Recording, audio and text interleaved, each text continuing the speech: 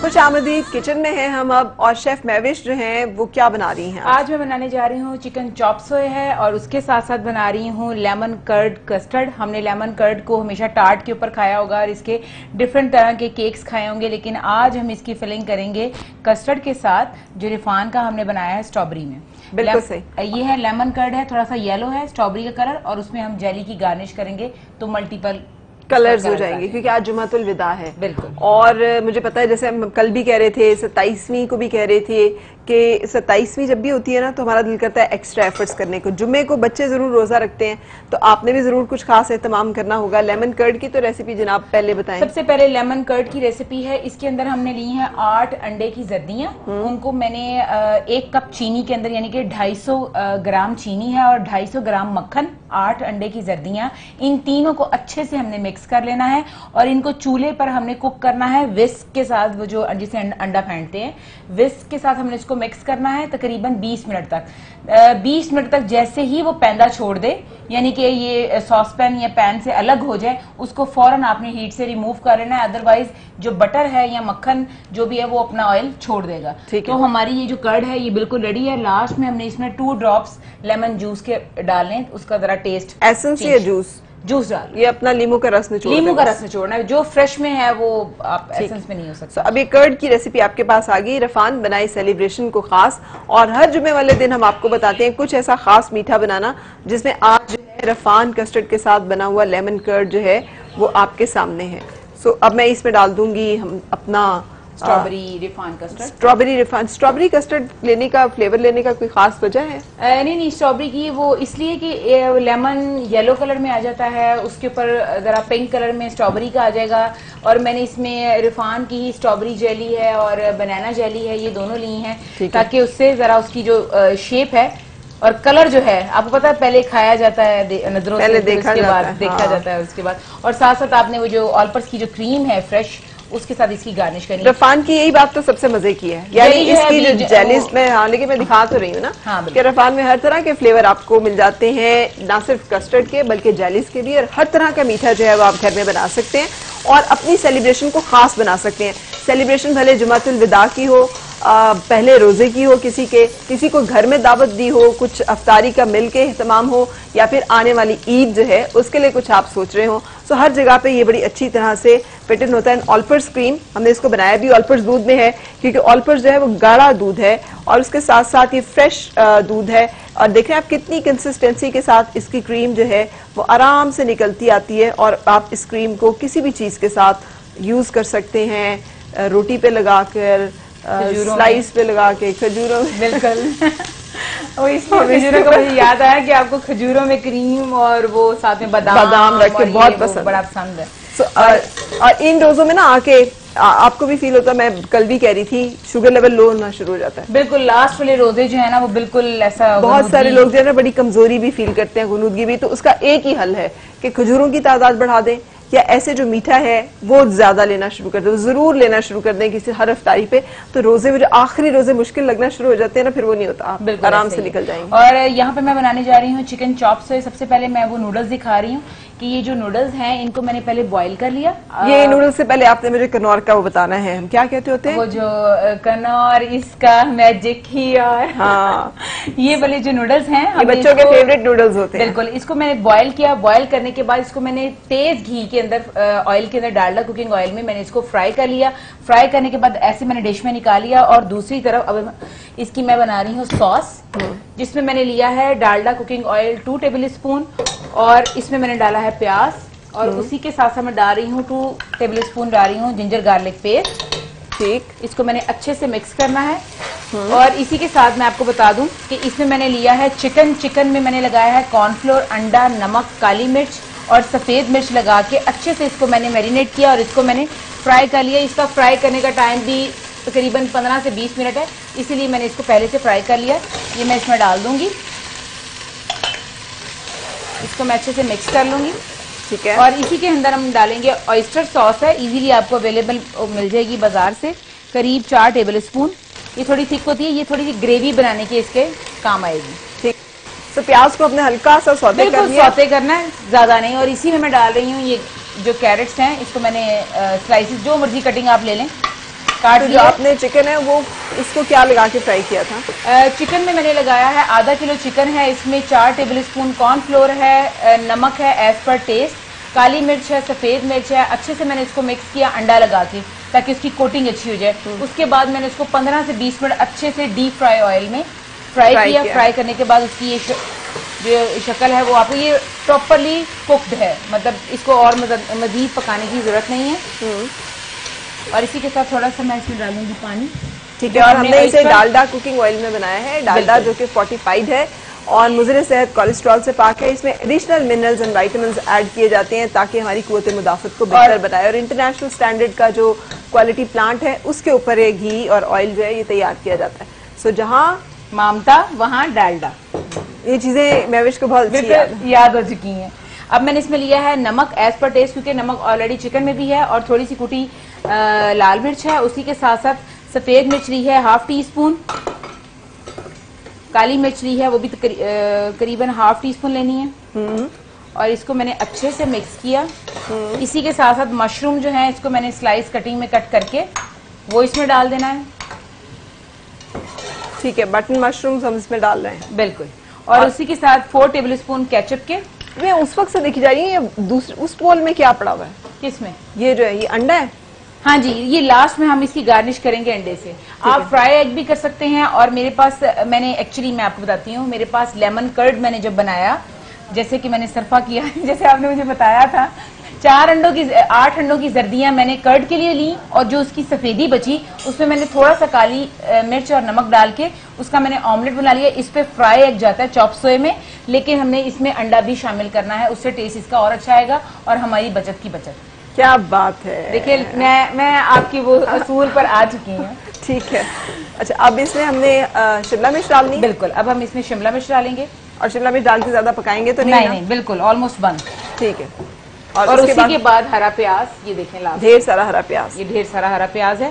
یہ میں جسٹ اس کو مکس کر لوں. اچھا, یہ نوڈلز ڈالنے ضروری ہیں یا کوئی اور بھی ڈال سکتے ہیں؟ کوئی بھی نوڈلز لے سکتے ہیں, ان کو آپ نے بس پہلے بوائل کرنا ہے نارملی جیسے بوائل کرتے ہیں. بوائل کرنے کے بعد جیسے وہ چھاننے میں ٹھنڈے ہو جائیں تو آپ نے بالکل ایک کڑاہی لینی ہے, فل گرم کرنا ہے اس میں آئل, اور اس چھاننے کو ایز اٹ از اس کڑاہی کے اندر رکھ دینا ہے. وہ اسی شیپ میں فرائی ہو کے جیسے ایک نیسٹ, ٹھیک ہے, گھونسلے کی طرح وہ بالکل باہر آ جائیں گے, تو آپ نے اس کے اوپر یہ سارا سامان لگا. اچھا, یہ اس کے اوپر ڈلے گا؟ ہاں جی بالکل. اچھا, تو ہم میکرونی بھی لے سکتے ہیں. ہاں, کوئی بھی پاستا آپ کسی بھی شیپ کا لے سکتے ہیں, بس آپ نے اس کو فرائی کرنا ہے. بالکل. یہ دیکھیں یہ بھی ریڈی ہے. اور اب ہم اس میں پیاز سارے ایڈ کر دیں گے, سارے ایڈ کر, اور اس کو ہم اچھے سے مکس کر لیں گے, اور اپنے ان نوڈلز کے اوپر ہم اس کو کنور نوڈلز کے اوپر ہم اس کی لیئرنگ کر دیں گے.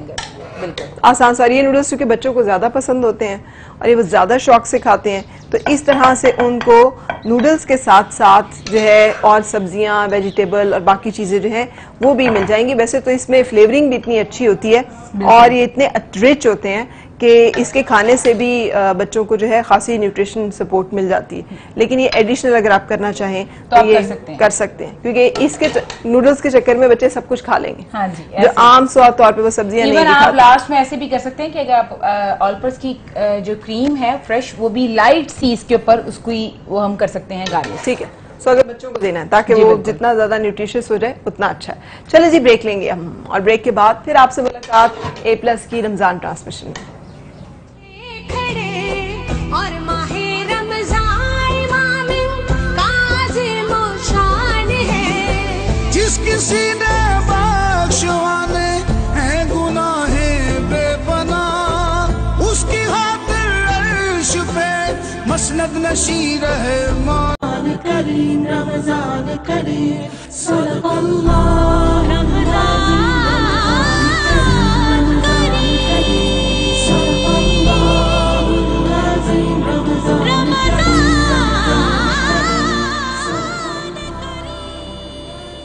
खुशामदीद A+ की खुसूसी रमज़ान ट्रांसमिशन में, जहाँ पे हर रोज़ हम आपको बताते हैं कि आजकल की जो ख़ास सूरत हाल है वबा की, उसमें माहिरीन सेहत और WHO का एक पैगाम है और इस पर सब लोग मुत्तफ़िक हैं कि अपने हाथों को वक्तन फ़वक्तन 20 सेकंड तक साफ़ और पानी के साथ साथ साबुन से अच्छी तरह से धोना। 20 सेकंड तक साबुन जो है वो आपके हाथों पे लगा रहना चाहिए, जिसमें डिटॉल सोप इस वक्त मैंने लिया है जो 99.9% जरासीम का खात्मा करता है। और मैंने तो हैंड वॉश लिया है, ये आप इसका साबुन लेना चाहें तो आप वो भी ले सकते हैं। मतलब सिर्फ एक है कि आपने हाथ का कोई एरिया छोड़ना नहीं है जहां पर आप साबुन लगाकर उसको अच्छी तरह से मल नहीं लेते। अगर पपोटे हैं तो उनको ऐसे साफ करना है, उंगलियों के दरमियान जगहों को भी करना है, हाथों को अपने जोड़ों तक धोना है और हर पूरा हाथ जो है उसका तमाम जो एरिया है आपने को कवर करना है, क्योंकि हमारे हाथों को हम नहीं देख सकते लेकिन बहुत सारे ऐसे अनदेखे जरासीम जो हैं वो लगे होते हैं। और जब हम अपने हाथ से छूते हैं अपने मुंह को, नाक को, कान को, आंखों को, तो यहाँ से फिर और ख़ास तौर पे मुंह के ज़रिए से, गंदे हाथों से खाना खाने के ज़रिए से जरासीम जो है हमारे जिस्म में चले जाते हैं। और कोरोना वायरस भी इसी तरह मुंतकिल होता है। अगर हमने किसी ऐसी जगह को छुआ है जहाँ पर ये वायरस मौजूद है और फिर उन्हीं हाथों से हमने अपनी आंखों को, नाक को या मुंह को हाथ लगा लिया है, तो ये वायरस जो है हमारे जिस्म में चला जाता है और हमें बीमार कर देता है। और आपने देखा है कितनी तेज़ी से पाकिस्तान में उसका फैलाव अभी आजकल है और तकरीबन 50,000 के करीब केसेस जो हैं वो कहे जा सकते हैं। और इसका मतलब यही है कि हमें एहतियात बहुत लाजिम इख्तियार करनी है और ज़्यादा से ज़्यादा एहतियात को मलहूज़े खातिर रखना है। अस्सलाम वालेकुम हिना, कैसी हैं? आज आप माशाल्लाह बहुत प्यारी लग रही हैं। बहुत शुक्रिया। जुम्मतुल विदा आपको मुबारक। सफ़ेद लिबास जो है वो पहना जाए क्योंकि वो बड़ा खुशी का दिन होता है। और फिर हुज़ूर नबी करीम अलैहिस्सलातु वस्सलाम की बारगाह में दुरूद पाक का नजराना पेश किया जाए जो बराह रास्त उन तक पहुंचता है और वो सलाम का जवाब भी देते हैं। बिल्कुल। और हम जिक्र कर रहे थे ना कादरी साहब के मोजज़े हो सकते हैं। अभी मैं पढ़ रही थी कि ये मीडिया ने भी इसको रिपोर्ट किया है कि CEO बैंक ऑफ पंजाब इस हादसे में मुजज़ाती तौर पे नहीं महफूज रहे।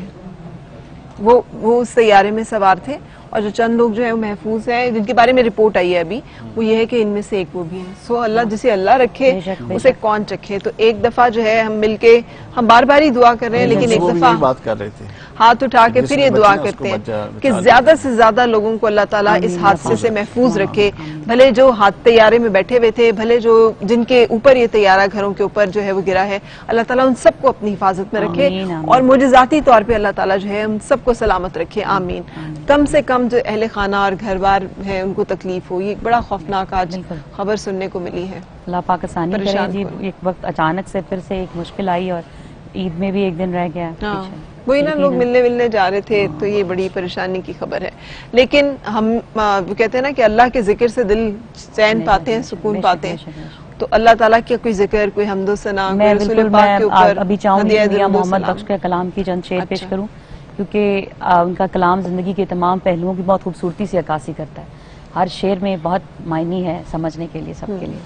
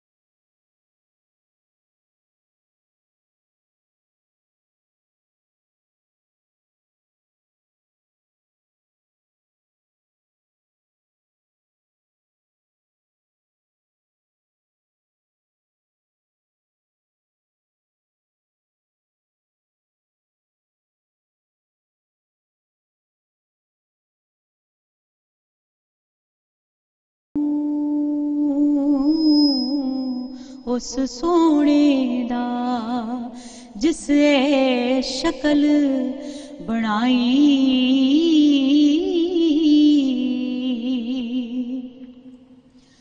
تے میں انا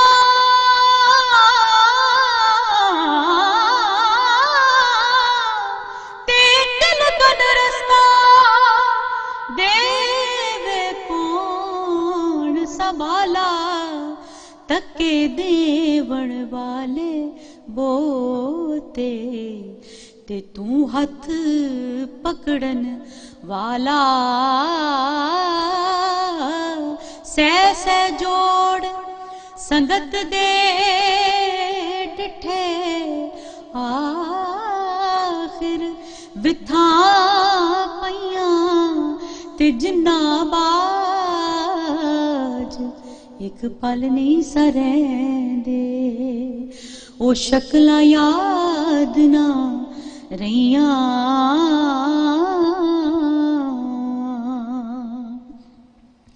تے پھس گئی جان شکنجے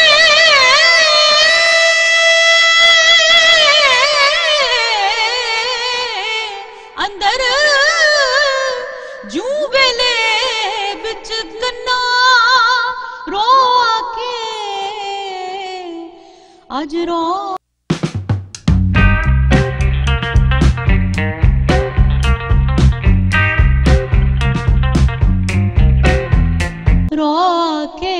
اجرو محمد اجروے تد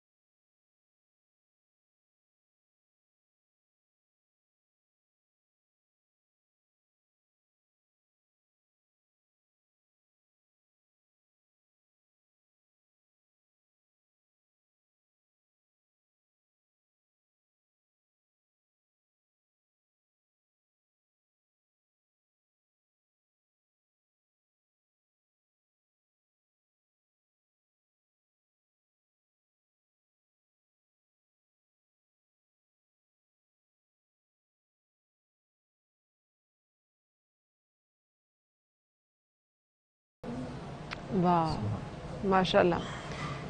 مجھے نہیں معلوم اس کلام میں کیا کیفیت ہے کہ اس کے بعد کچھ بولنے کو دل نہیں کرتا. یہ آپ کو ایسے دنیا بے آخر تک لے کے جاتا ہے نا. بزرگوں نے کس قدر محنت سے ریاضت سے اور اللہ سے جب خاص لو لگ جاتی ہے نا تو خود بخود یہ پروردگار کی طرف سے یہ لفظ نکلتے ہیں اور ادا ہوتے ہیں. بالکل. اور ان میں تاثیر بھی آ جاتی ہے, وہ اثر بھی کرتے ہیں انسان کے اوپر. اچھا تھوڑا سا ہم قرآن کی طرف لوٹتے ہیں جو کہ ہمارا محور و مرکز اس مہینے کا بھی اللہ تعالیٰ نے اس مہینے کو افضل بنایا کیونکہ اس میں اس نے اپنا افضل الذکر جو ہے وہ نازل فرمایا, قرآن پاک نازل فرمایا. اور جمعۃ الوداع ابھی رخصت کے اوپر, سو ہم نے 27ویں پارے کے موضوعات میں آپ کس کو پک کریں گے؟ ابھی آپ نے جو بات ہماری لاسٹ ٹائم ڈراپ ہوئی تھی سورہ تحریم پر بات شروع ہوئی تھی اور پھر رک گئی تھی. سورہ تحریم کا اگر ہم جائزہ لیں تو بالعموم اس کے اندر 2 واقعات بیان ہوئے ہیں. ایک واقعہ اس کا نام تحریم بھی حرمت سے ہی ہے کہ وہ ازواج مطہرات کے درمیان جو واقعہ ہوا، اس کے بعد حضور نبی اکرم صلی اللہ علیہ وسلم نے شہد کو خود پر حرام کر لیا تھا. تو اس کے بعد پھر اس بات کو، اس حکم پر ناپسندیدگی کا اظہار کیا کہ اللہ کی طرف سے اے محبوب جو ہم نے آپ پر حرام نہیں کیا وہ آپ خود کیوں کرتے ہیں اپنے. واقعہ تھوڑی سی تفصیل کے ساتھ تاکہ بیان فرما دیجئے کہ شہد رسول پاک صلی اللہ علیہ وسلم بہت شوق سے مرغوب تھا اور ساری ازواج کو علم تھا کہ شہد مرغوب ہے. تو جب پیش آپ کہیں تشریف لے جاتے تھے تو وہ شہد آپ کو پیش کیا جاتا تھا.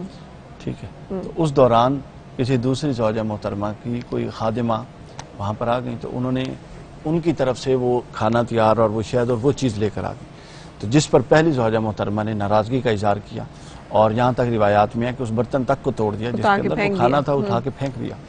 تو حضور صلی اللہ علیہ وسلم نے اس معاملے کو بڑے طریقے سے ٹیکل کیا، لیکن ظاہر ہے بتقاضے بشریعت پریشانی ہوئی. اور پھر یہ بھی کہا اور گیا ریئیکشن میں یہ آپ نے پھر لیکن یہ بھی رسول پاک صلی اللہ علیہ وسلم سے کہا گیا کہ یہ شہد جو ہے نا، یہ جب آپ کے منہ سے بدبو آتی ہے اس کے مطلب تاکہ وہ بددل تھوڑے سے اس میں جائیں. ایک واقعہ یہ ہے. دوسرا واقعہ پھر یہ ہے کہ اس کی جب یہ حرمت نازل ہو گئی، میں اس لیے اس واقعے کے انسانی پہلوؤں کو بیان کر رہی ہوں کہ ہم انسانوں کو انسانی معاملات دیکھ کر ہی تو ہمیں راہ عمل ملتی ہے.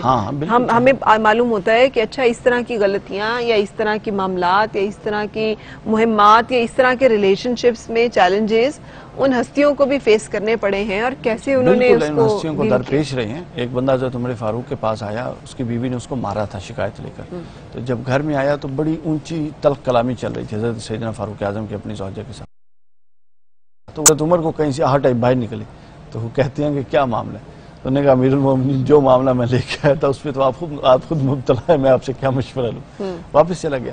تو کہنے کا مقصد ہے اچھا، اور یہ ایک پریکٹیکل لائف، یہ جو اللہ نے ہمیں صبر، جو تحمل، یہ معاملے کہیں ہیں نا، اس کا ہوا کے ساتھ تعلق نہیں ہے جی، اس کا صرف خواہشات نفسانی کے ساتھ تعلق نہیں ہے، جو اس کا تعلق امور خانہ داری میں صبر، تحمل اور ضبط کے ساتھ بہت زیادہ ہے. حضور نے فرمایا، اللہ تعالیٰ جب یہ کہتا ہے کہ اسوہ کامل، تو اسوہ کامل کا مطلب یہ ہے کہ وہ زندگی کے ہر پہلو، ہر انسانی، ہر بشری، ہر خانگی، ہر پرائیویٹ ایشوز کے اوپر گائیڈنس ہے. وہاں دیکھیے صحیح بخاری اور مسلم دونوں میں حدیث ہے، ایک معیار سٹینڈرڈ. حضور نے فرمایا خیرکم لأہلی، تم میں سے بہترین وہ ہے جو اپنے گھر والوں کے ساتھ سب سے بہترین ہے.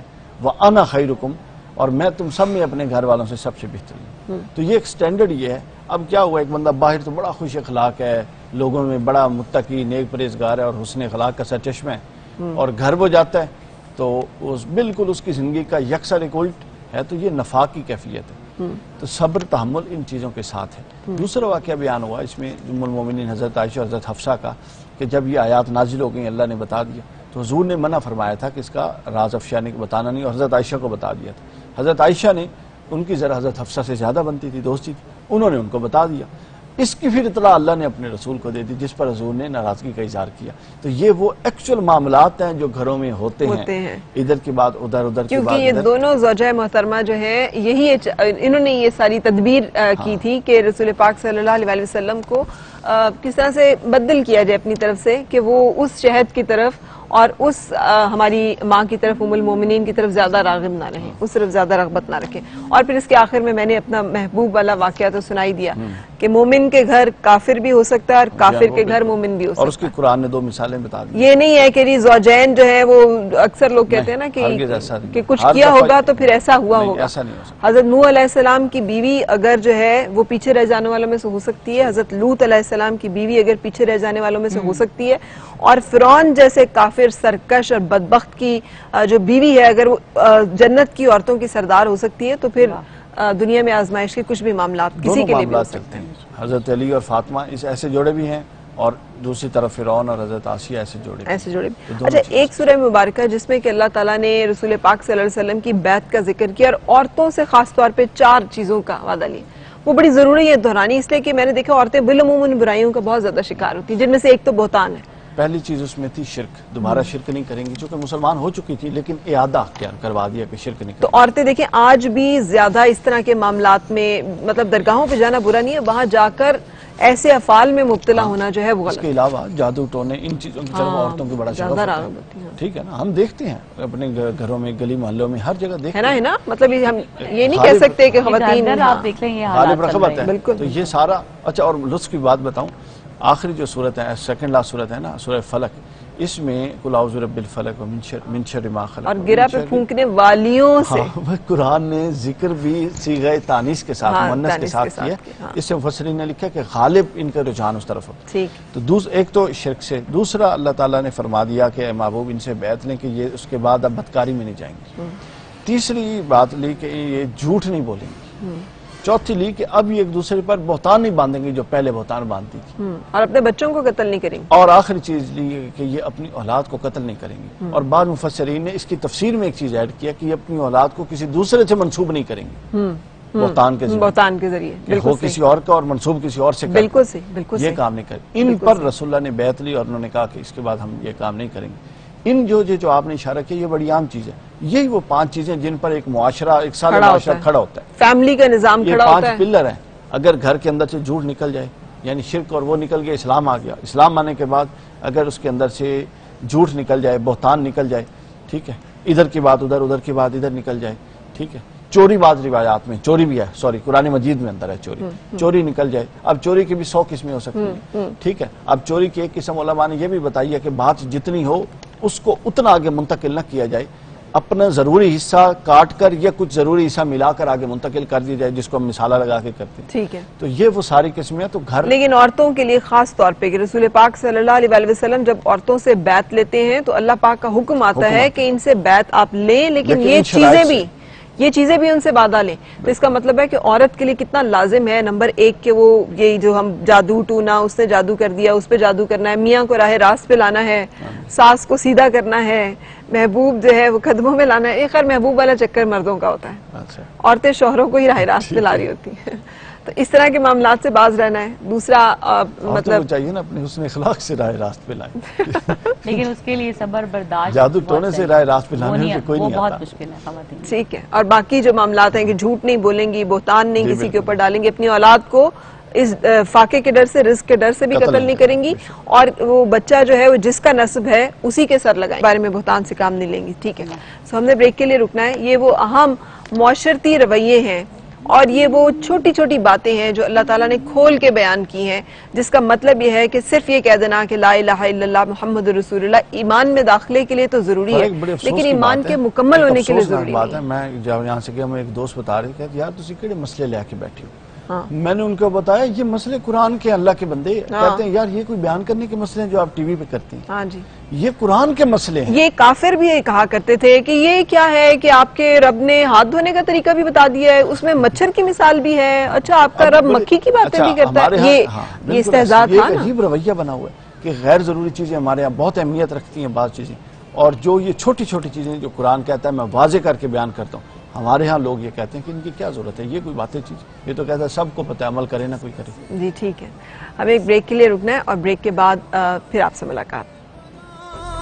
اس کی خاطر عرش پہ مسند نشیر ہے. رمضان کریم رمضان کریم صدق اللہ رمضان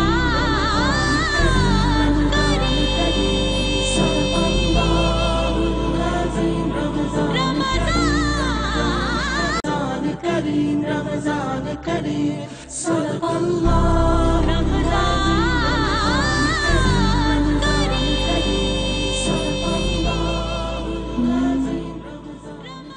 میں سو جاؤں یا مصطفیٰ کہتے کہتے،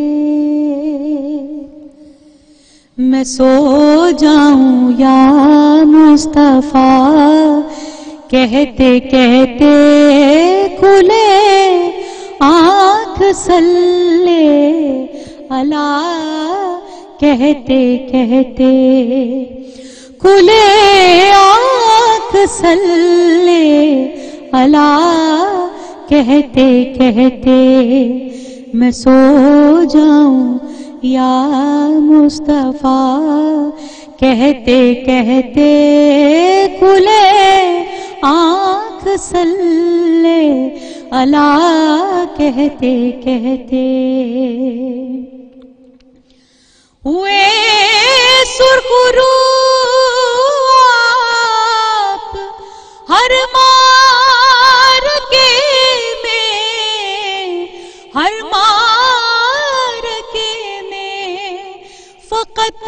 रब्बाना रब्बाना कहते कहते, रब्बाना कहते कहते मैं सो जाऊं या मुस्तफा, कहते कहते खुले आँख सल्ले अला, कहते कहते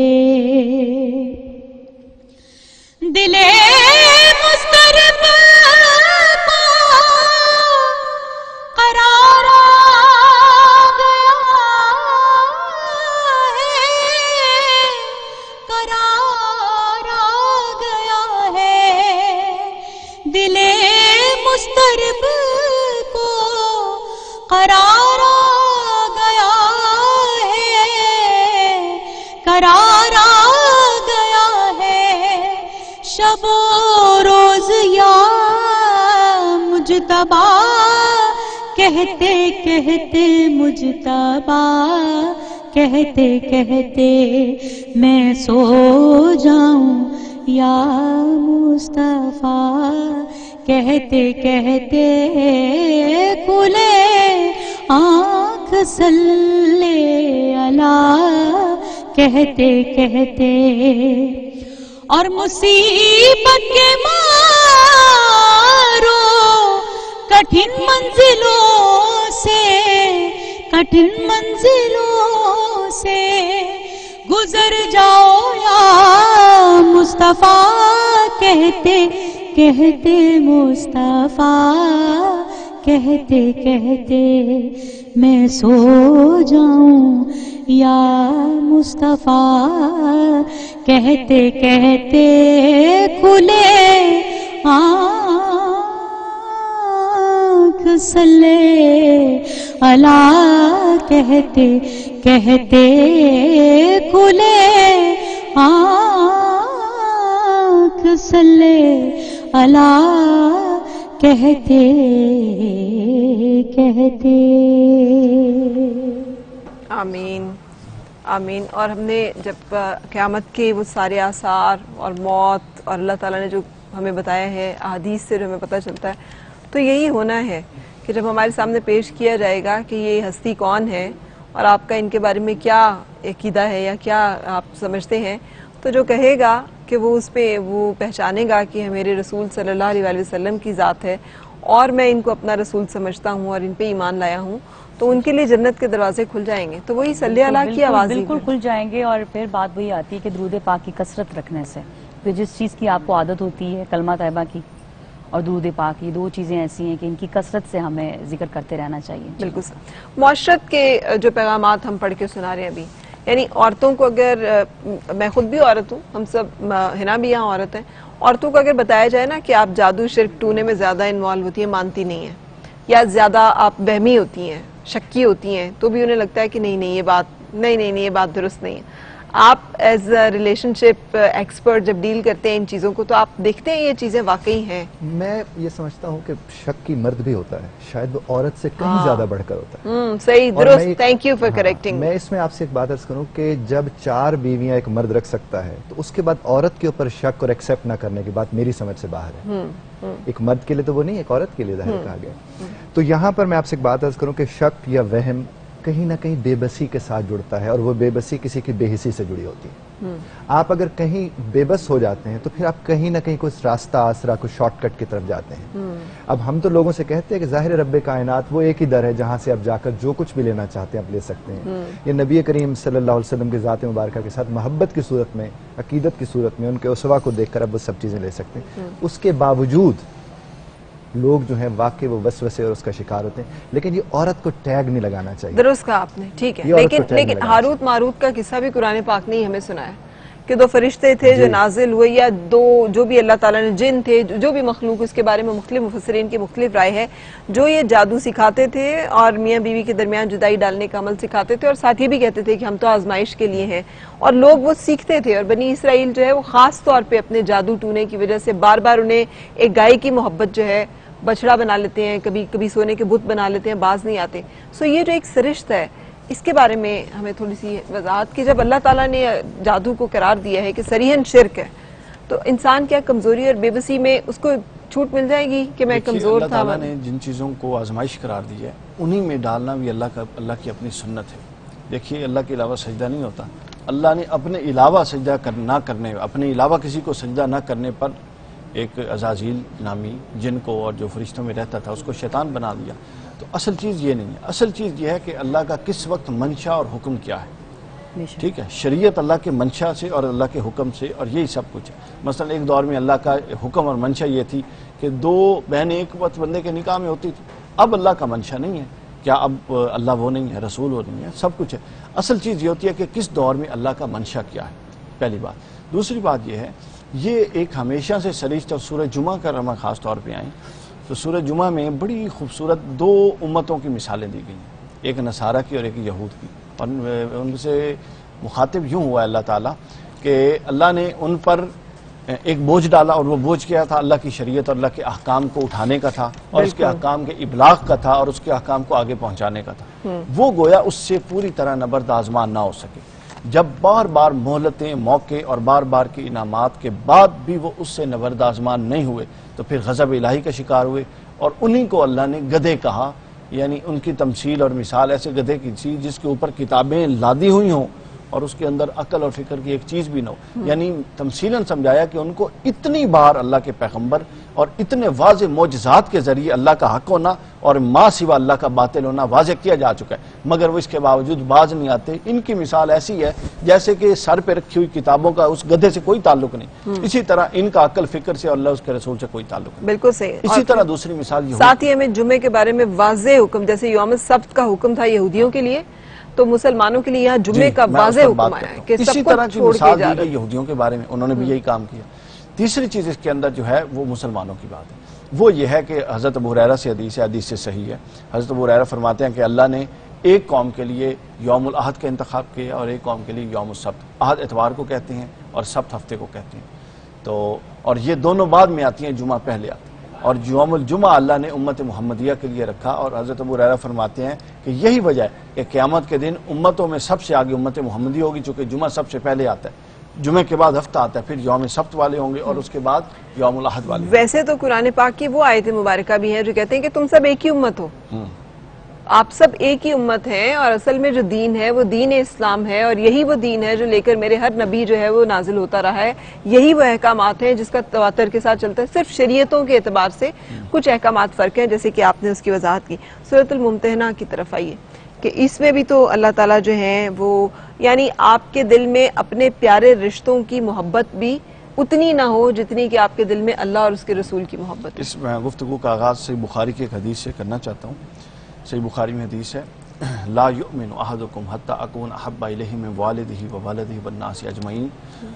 اور دوسری روایت میں ہے وفی نفسک، حضرت عمر فاروق سے روایت کہ حضور نے فرمایا کہ بے شک لا یؤمن احدکم، تم میں سے کوئی ایک مومن اور ایمان والا ہو ہی نہیں سکتا، حتی اکون احب الیہ من والدہ، جب تک میں اس کو اس کے والدین سے زیادہ محبوب نہ ہو جاؤں، اس کی اولاد سے زیادہ نہ محبوب ہو جاؤں، اور دنیا کی تمام چیزوں سے زیادہ جب تک ایک شخص کو اللہ اور اللہ کا رسول محبوب نہ ہو جائے وہ ایمان کا دعویٰ نہ کرے. اس آیت کا مرکزی مضمون یہ ہے، حضرت ایک صحابی تھے، وہ ان کے مکہ کی طرف جب حضرت حاطب بن ابی بلتع ان کا نام تھا، تو انہوں نے ان کے کچھ رشتہ دار مکہ میں تھے. مسلمانوں نے جب تبوک مہم کو شروع کیا تو وہ اللہ کے رسول نے حکم دیا تھا کہ ہم سیکریٹلی جائیں گے تاکہ وہ دفاع کی پوزیشن میں نہ آ سکے. تو اور یہ اللہ نے وحی بھی نازل کر دی، اور وحی پر رسول نے سب کو فرما دیا کہ آقا نے کہ آپ نے کسی سے ذکر نہیں کرنا. انہوں نے خط لکھ کے اپنے اعزا و اقارب کو بھیج دیا، اور سارہ نامی عورت کے ذریعے وہ خط بھیجا. اور جب وہ خط لے کر گئی تو اللہ کے رسول پر وحی نازل ہو گئی کہ اے محبوب آپ کے فلاں بندے نے اس عورت کے جگہ پر کے ذریعے خط بھیج دیا ہے، اور اللہ نے فرمایا وہ عورت اس وقت فلاں جگہ پر ہے، اور اس کے بالوں میں، اور حضرت علی کے بالوں میں خط ہے. حضرت علی اور حضرت زبیر بن العوام، ان 2 کو حضور نے بنا کے جگہ کی نشاندہی کر کے بھیجا. انہوں نے عورت پائی، پکڑ لیا، وہ خط نہیں دے رہے تھے. انہوں نے کہا ہم سختی سے پیش آئیں گے نہیں تو خط دے. اس نے اپنے بالوں کی چٹیاں کھولی اور اس کے اندر سے وہ خط نکال کے دے دیا، اور وہ خط لے کر یہ دونوں صاحبان حضور کی بارگاہ میں پہنچ آئے. حضرت حاتب ابن ابی بلتع کو بلا لیا گیا، اصحاب بدر میں سے تھے، اگر وہ اصحاب بدر میں سے نہ ہوتے تو مفسرین کہتے بال یقین جو وقت پوزیشن تھی ان کا سر وہاں پہ حضرت عمر نے قلم کر دینا۔ اور پھر ساتھ ہی اللہ تعالیٰ حضرت ابراہیم کی مثال بیان فرماتے ہیں کہ کس طرح سے انہوں نے اللہ کے لیے، جبکہ وہ واحد موحد تھے، واحد اللہ کی ذات پہ مواحد تھے، جو کہ اللہ کی جسے کہنا چاہیے وحدانیت پر ایمان رکھتے تھے، لیکن انہوں نے والد کو بھی چھوڑا، قبیلے کو بھی چھوڑا، خاندان کو بھی چھوڑا۔ اب ان کی اس غلطی کو سمجھانے کے لیے ان کے سامنے جو پیرالل اسوہ رکھا گیا وہ حضرت ابراہیم علیہ السلام، کہ اب یہ غلطی کرنے والے سن لیں کہ پیروی اس اسوے کی کرنی ہے کہ وہ اپنی بیوی، بچے، ماں، باپ، اولاد، قبیلہ، گھر بار سب کچھ کس لیے قربان کر دیتا ہے؟ جو اس کو اللہ کا حکم ہوتا ہے، اللہ کی رضا کو وہ سب سے متقدم رکھتا ہے، تو ہمیں بھی اللہ کی رضا کو مقدم رکھنا ہے۔ یعنی ایک ٹائم وہ تھا کہ جب دنیا میں سوائے ان کے اور کوئی اللہ تعالیٰ کی وحدانیت کا نہیں تھا، وہ اکیلے تھے پوری دنیا میں۔ پھر حضرت سارہ علیہ السلام ان کے اور پھر حضرت لوط علیہ السلام، پھر آگے سے دین پھیلا۔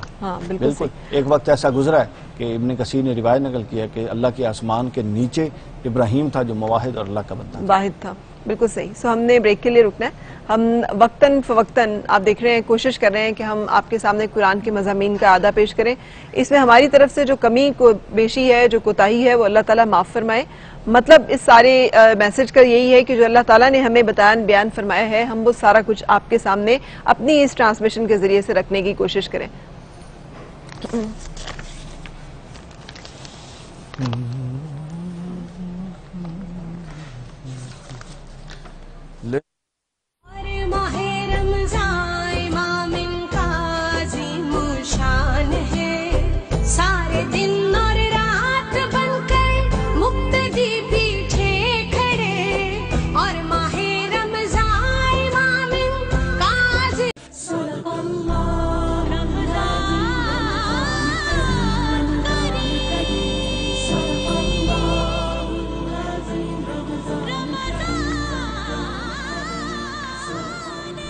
خوش آمدید آپ کو اے پلس کی خصوصی رمضان ٹرانسمیشن میں۔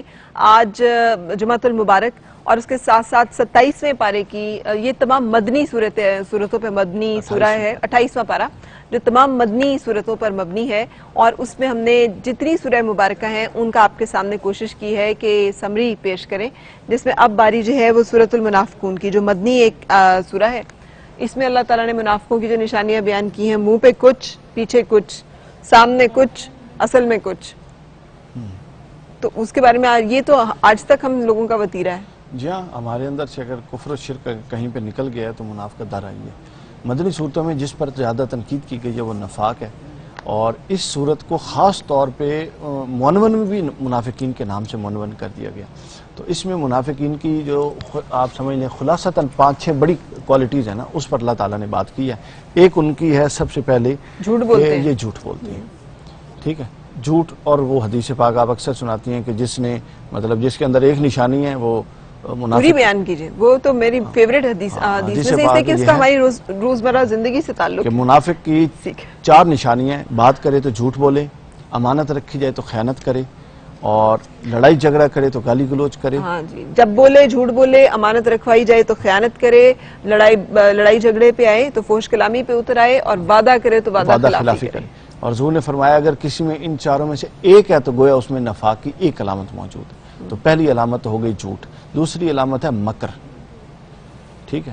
مکر کے ٹیکنیکل اگر میننگ لینا تو وہ بڑے زبردست میننگ ہے۔ ٹیکنیکل میننگ یہ ہوتا ہے کہ ایسے بندے کو مکار کہتے ہیں، عربی لغت کے حوالے سے کہہ رہا ہوں، ہمارے معاشرے والے عربی لغت کا مکار وہ ہے کہ جس کی ظاہری تدبیر باطنی تدبیر سے بالکل مختلف ہو۔ وہی نا، ٹرکوں کے پیچھے لکھا ہوتا ہے، بالکل صحیح لکھا ہوتا ہے، دنیا دو رنگی۔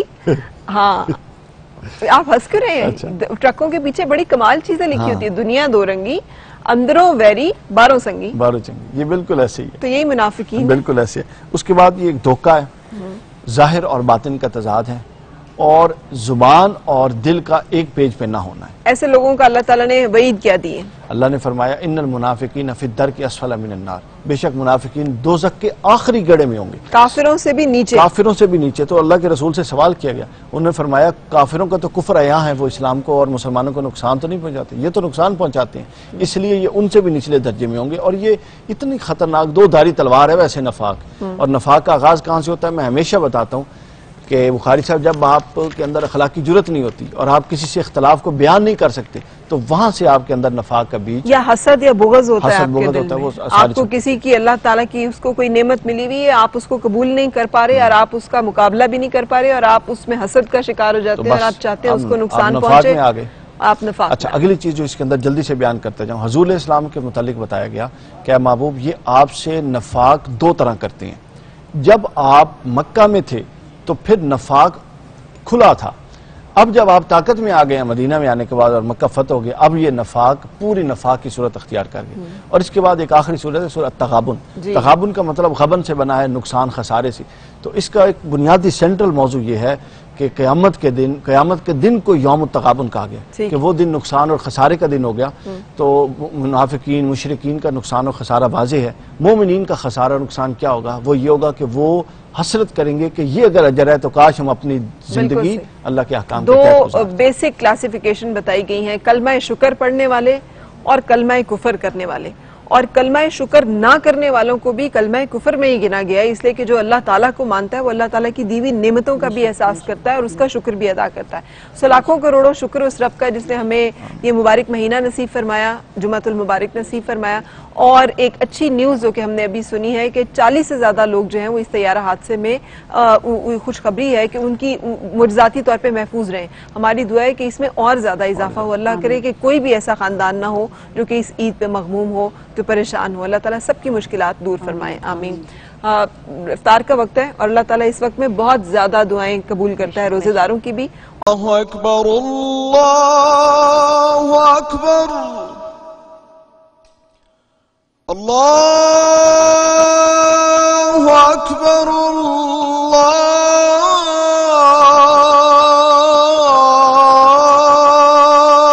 اکبر اشہد ان لا الہ الا اللہ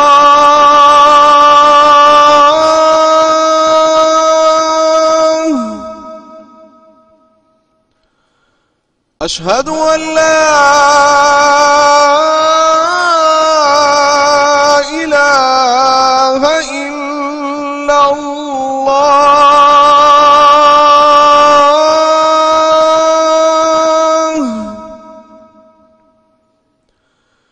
اشہد ان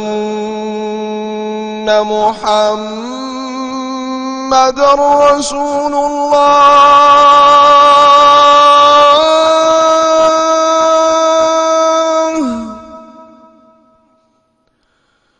اشہد ان محمد رسول اللہ حی علی الصلاة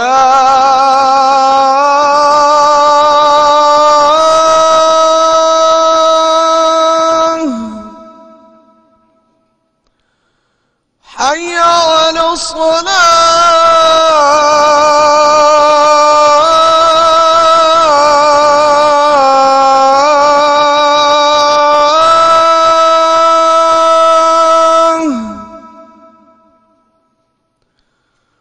حی علی الفلاح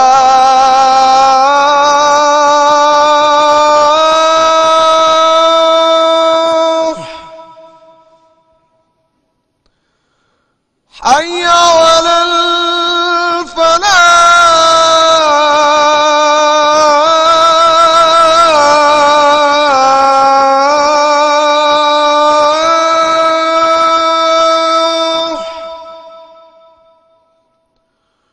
اللہ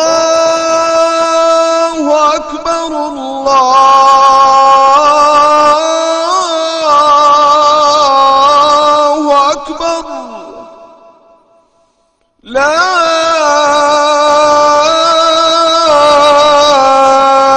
الہ الا اللہ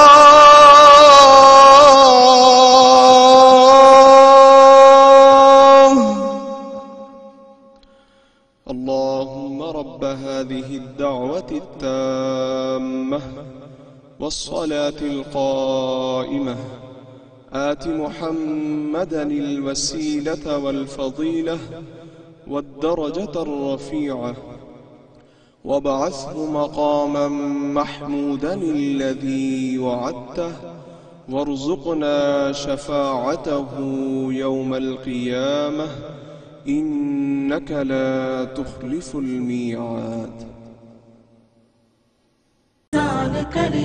صدق الله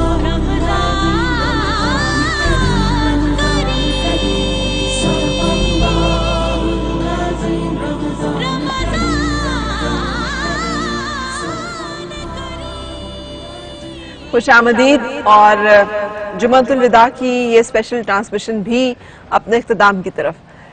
جمعے والے دن روزہ رمضان المبارک کا آغاز ہوا اور تقریباً جمعہ ہی ہے جب ہم تقریباً آخری اس پہ آن پہنچے ہیں. اب چاند دیکھنے کا فیصلہ ہونا ہے، کل پرسوں جو بھی فیصلہ ہوگا، اور جس طرح سے چاند کی رویت ہوگی اسی طرح سے عید کی طرف ہم چلیں گے. لیکن آپ سب کا بہت شکریہ کہ آپ اس ٹرانسمیشن میں ہمارے ساتھ رہے. ہم نے کوشش یہ کی تھی، اس دفعہ رمضان کا تھیم یہ رکھا تھا کہ خود کو قرآن کے ساتھ جوڑیں اور قرآن کو اپنے دلوں میں، اپنے ذہنوں میں، اپنی زندگیوں میں شامل کرنے کی کوشش کریں. کتنے کامیاب ہوئے، کتنے ناکام ہوئے، یہ تو اللہ ہی بہتر جانتا ہے. اس لیے کہ یہ کام ٹرانسمیشن میں کچھ بھی کیا جا سکتا تھا. ہم اس میں کوئی بھی سیگمنٹ ڈال سکتے تھے، ہم اس میں سیلیبریٹیز بھی بلا سکتے تھے، ہم اس میں گپ شپ بھی کر سکتے تھے. فوکس ہم نے جو رکھا ہے اس کا مطلب صرف یہی تھا کہ اس ٹرانسمیشن کا مطلب صرف یہاں پہ آپ کے سامنے ایک پروگرام پیش کرنا نہیں تھا، بلکہ جو یہ اللہ تعالیٰ نے موقع دیا ہے اس کا بہترین استعمال بھی تھا. سو دعا یہی ہے اور آپ بھی دعا کیجیے گا کہ ہم سب کی یہ جو کوشش اور کاوش ہے A+ کی پوری مینجمنٹ کی، ہمارے چیئرمین صاحب کی، جنہوں نے یہ انیشیٹو لیا، جنہوں نے یہ سوچا کہ ہم نے لائیو ٹرانسمیشن کرنی ہے، جنہوں نے یہ سوچا کہ اس طرح سے سیگمنٹ سے ساری چیزیں ہونی چاہیے، جنہوں نے ہمیں اتنا کیپیبل کیا، انیبل کیا اور ہم یہ سب کچھ کر پائے. اور اس کے بعد فردن وہ تمام لوگ جو کہ یہاں پہ شامل رہے، ہمارے ڈرائیورز، ہمارے کیمرہ مین، ہمارا سٹاف، ہمارا افطار کرانے والے لوگ، ہم نے ریکارڈ ایک آدھ دفعہ سحری بھی کی، سحری کرانے والے لوگ، وہ سب لوگ جنہوں نے کہ ہمارا خیال رکھا، جنہوں نے اس ٹرانسمیشن میں اپنا حصہ ڈالا، اللہ تعالیٰ ان کے لیے آسانیاں فرمائے اور اللہ تعالیٰ ان کے لیے دنیا اور آخرت میں سرخروئی کے اسباب اور ذریعہ جو ہے وہ میسر فرمائے اور خاص طور پہ تنگ دستی سے نجات دلوائے. اللہ تعالیٰ ہم سب کو اپنی علاوہ اور کسی کا محتاج نہیں کرے، آمین. ایک میں آپ کو خاص بات بتانا چاہتی ہوں، وہ یہ کہ کل کی جو پروگرام ہے ہم کوشش کر رہے ہیں کہ اس پروگرام کو پورے قرآن پاک کا دورہ قصص کی صورت میں آپ کے سامنے پیش کیا جائے. مجھے معلوم ہے کہ ہم خطا کار ہیں، مجھے یہ بھی معلوم ہے کہ ہم اس قابل ہرگز نہیں ہیں، مجھے یہ بھی معلوم ہے کہ ہماری کوشش، ہماری یہ جو ایفرٹ ہے اس میں بہت ساری غلطیاں ہوں گی، لیکن میں اللہ تعالیٰ کے حضور ان غلطیوں کی پہلے سے ہی معافی مانگتی ہوں اور میں چاہتی ہوں اور دعا کرتی ہوں کہ اللہ تعالیٰ اس خلوص کو قبول فرمائے جس کے ساتھ ہم سب اس کوشش اور کاوش میں شریک ہیں. سو کل کے پروگرام میں جتنے قصص آپ نے سنے ہیں پہلی رمضان سے لے کر آج تک کے، ہم کوشش کریں گے کہ اس میں انبیاء کرام کے ادوار کے لحاظ سے قرآن پاک کا ایک دورہ جو ہے وہ مکمل کیا جائے. سو اللہ تعالیٰ ہمیں اس کی توفیق عطا فرمائے اور اس کے لیے کل آپ نے ضرور ہمارے ساتھ رہنا ہے تاکہ آپ بھی اس ہماری ختم قرآن کی دعا میں شامل ہو سکیں اور ہمارے ساتھ رہ سکیں. بہت شکریہ قادری صاحب، میں آپ کا بہت دل سے شکریہ ادا کرتی ہوں، اس لیے کہ صرف اس ٹرانسمیشن کی وجہ سے مجھے بہت کچھ سیکھنے کو ملتا ہے. اور پورے سال کا آپ یقین کریں، جیسے آدمی پورے سال میں بعض اوقات 180 ڈگری شفٹ پہ چلا گیا ہوتا ہے تو رمضان المبارک جو ہے وہ آپ کو واپس پھر ٹیون پہ لے آتا ہے، آپ کو اس لائن پہ لے آتا ہے. یہ اور بات ہے کہ ہم پھر بہک جاتے ہیں. سو اللہ تعالیٰ ہمیں معاف فرمائے اور اس میں آپ کا بہت حصہ اور کردار ہے. یہ تمام کتب، تمام علم، تمام چیزیں جو ہیں وہ شیئر کرنے کے لیے تھینک یو. اللہ تعالیٰ قبول فرمائے اور سب سے بڑھ کے یہ کہ ہم کو خود اپنی شخصیتوں کو بدلنے کی توفیق عطا فرمائے. ہمارا اپنا عمل بہتر ہوگا تو ہم تو اس کے ذمہ دار ہیں، باقیوں کو تو ہم جو بتا سکتے تھے. بے شک. ہنا بہت شکریہ. ہنا نے ہماری جسے کہنا ہے دعوت قبول کی، ہم نے انہیں پورے رمضان میں اپنے ساتھ رکھا. بہترین حسن سلوک ہے جس کی بنا پر آپ تشریف لاتی رہی، آنٹی آپ کے ساتھ آتی رہی، دونوں کا بہت شکریہ. اللہ تعالیٰ آپ کی ایفرٹس کو قبول کرے، اللہ تعالیٰ اور آپ کے کلام میں اثر دے. اور میں بڑا انسپائر ہوئی ہوں آپ سے اعجاز بخاری صاحب. لب و لہجہ آئندہ میں نے درستگی کرنی ہوگی تو میں کال کیا کروں گی انشاءاللہ. تھینک یو فار آج کے پروگرام میں شامل ہونے کے لیے اور تشریف لانے کے لیے. بہت شکریہ. مجھے اس وقت آپ سے اجازت لینی ہے اور انشاءاللہ ملاقات ہوگی آپ سے پھر. اس وقت تک کے لیے اللہ حافظ. اور جاتے جاتے ہنا نصر اللہ آپ کی ہی آواز میں کوئی خوبصورت سا کلام. ابھی امت مسلمہ بہت مشکل وقت سے گزر رہی ہے اور بڑی خوبصورت ایک نعتیہ اور التجائیہ کلام بے کس پہ کرم کیجئے سرکار مدینہ وہ پیش کرتی ہوں.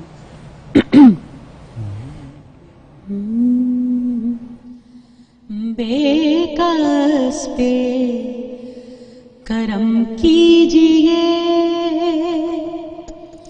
سرکار مدینہ بے کس پہ کرم کیجئے سرکار مدینہ گردش میں ہے تقدیر بھور میں ہے سفینہ بے کس